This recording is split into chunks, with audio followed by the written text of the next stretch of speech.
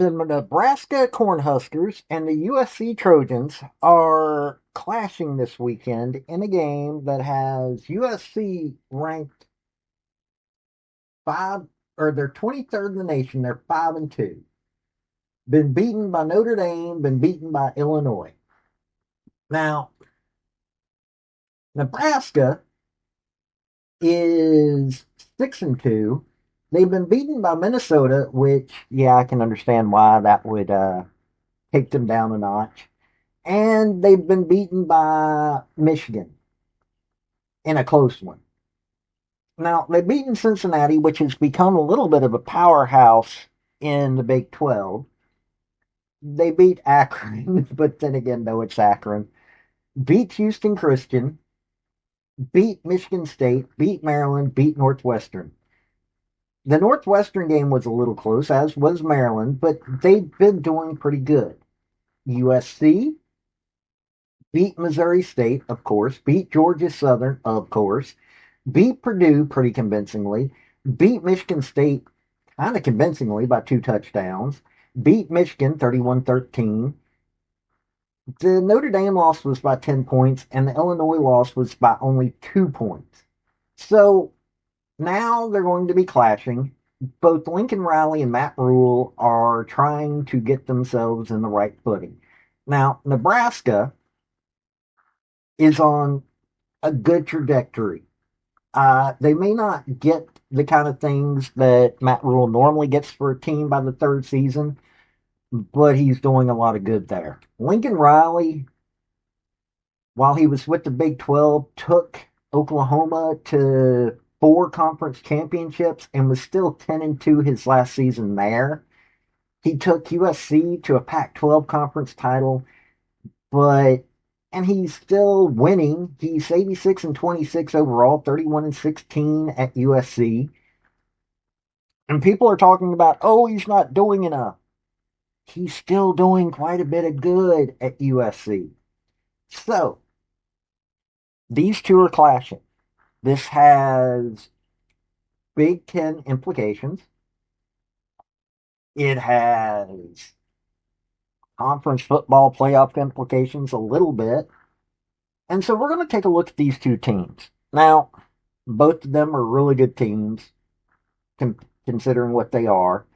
So, hit like, hit subscribe if you like college football. If you like college sports, hit like and subscribe because I don't follow recruiting and transfer portal, but I do follow other college sports. So, let's get into this game. Hey folks, this is Paul with Redneck Sports. I want to thank you for viewing my video, and I want to give you one thought process. There was a famous coach at the University of Tennessee by the name of General Robert Neyland. He had 6 maxims, but number 2 maxim is what everybody should apply to their life. Play for and make the breaks. When one comes your way, score. That's how to live your life right there. Now, USC is visiting Jaden Maaba, 145 of 213, 68.1% completion rate. He's thrown 15 touchdowns, had 4 interceptions, and been sacked 5 times. So a good offensive line, pretty accurate. Now his backup's also thrown a touchdown, but interceptions, it's not that bad though. Wayman Jordan is the leading rusher, got 576 yards with 88 carries, got 5 touchdowns. King Miller's got 3 touchdowns. Eli Sanders, Houston Longstreet, and Brian Jackson, all 3 have 2 touchdowns apiece. Jaden Maiava's got 4 touchdowns on 23 carries. So while he doesn't rush that often, when he does, he makes it convincing. And Mekhi Lemon's got a touchdown. So they got 19 on the ground. Mekhi Lemon is a wide receiver, by the way. He's caught 48 passes, 758 yards, 6 touchdowns. Jacoby Lanes, 24 catches, 424, 3 touchdowns. Lake McCree, Walker Lyons, both tight ends, both of them have 2 touchdowns apiece. Eli Sanders and Chinook Hines both have a touchdown apiece. And Carson Tabarasi has got a touchdown. So 16 through the air, 19 on the ground.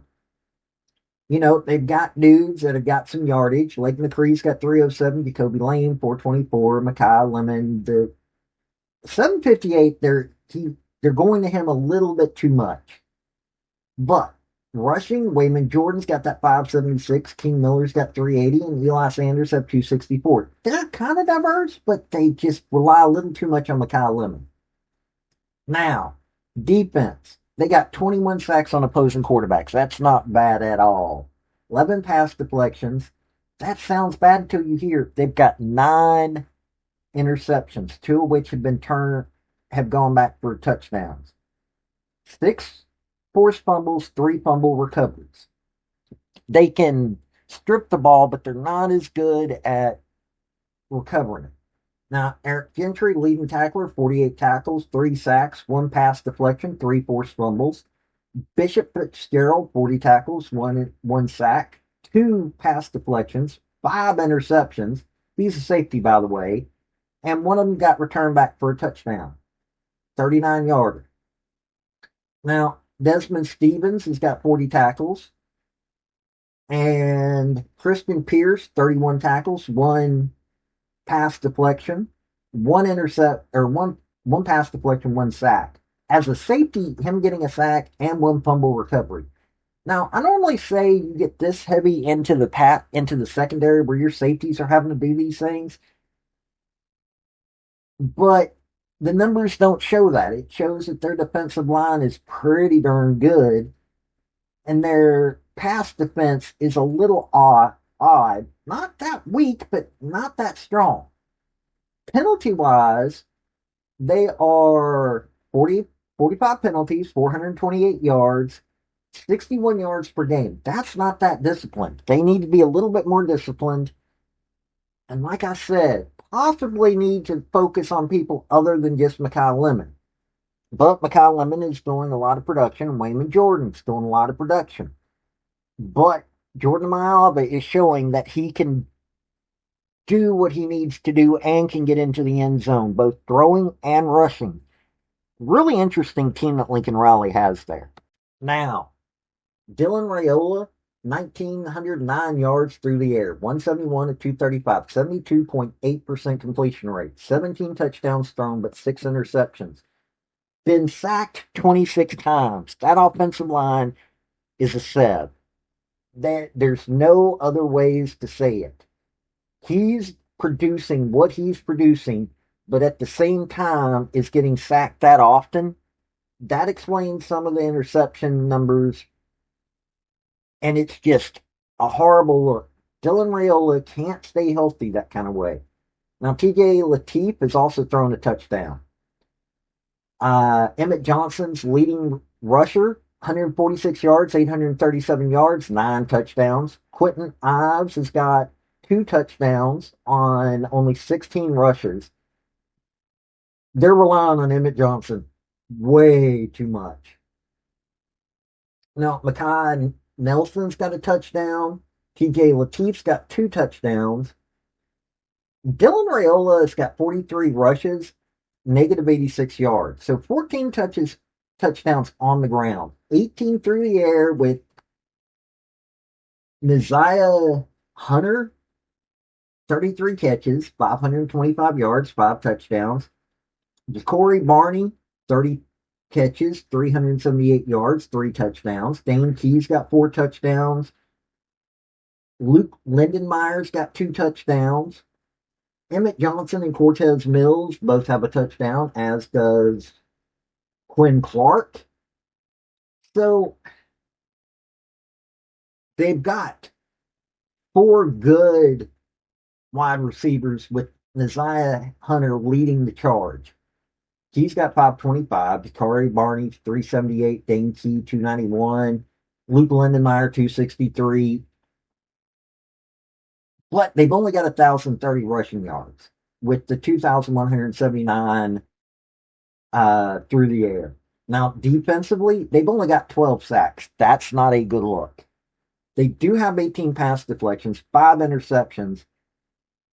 but no touchdowns via that. They got 4 forced fumbles, 6 fumble recoveries. Now, leading tackler is Gavin Wright, 52 tackles, half a sack, two pass deflections, 1 interception. Rex Guthrie's got 39 tackles, 1 pass deflection. Deshaun Singleton's got 39 tackles, 2 pass deflections, 2 interceptions. Donovan Jones, 33 tackles, 1 pass deflection, 1 interception. So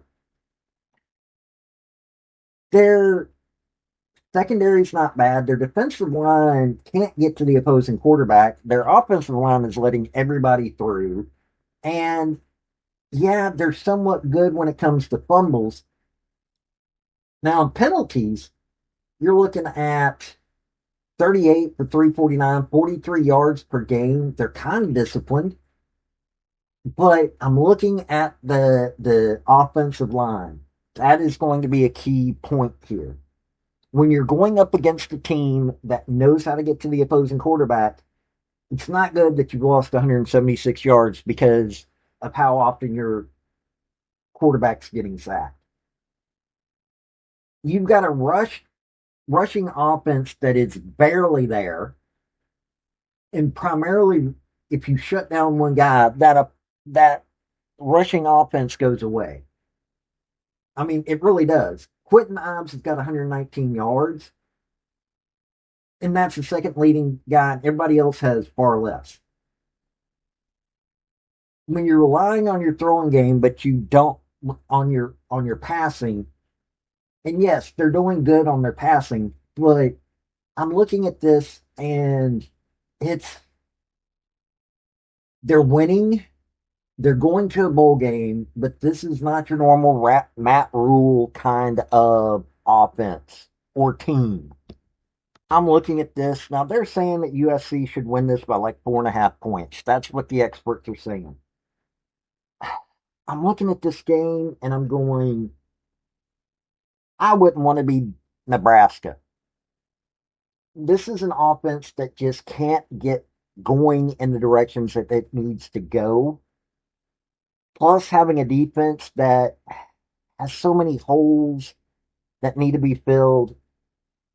It's a good team. I'm not saying anything against Nebraska. I'm just saying compared to USC, this is not a team that looks like they can win this. Can they? Yes. But there's going to have to be some changes for setting up for this game.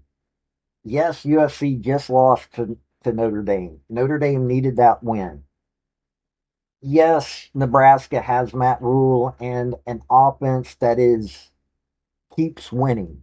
But their Lincoln Riley is having one too many talks about being in the hot seat. He's going to be coming into this, and I don't think he's going to be desperate in any way, shape, or form. I'm just thinking he's not going to allow this one to be a losing game for him. Matt Rhule, I know, is going to be doing his best, but from the looks of it, his team's not got the ability to do it, mostly because they can't protect Dylan Raiola. They've got to invest this coming off season in an offensive line that's not looking like it can't hold water. So yeah, this looks like it's going to be a USC game. Nothing against Nebraska. I like Nebraska. I'm old school. I remember when Nebraska and Oklahoma were two of the best teams in the nation every year. But this is not that, and this is not the normal Cornhusker team that has 120 people in uniform, and they're so deep with corn-fed individuals from the countryside that nobody can handle them. This is going to be USC coming in there and looking like a USC of old from the looks of it. But that's what I'm thinking.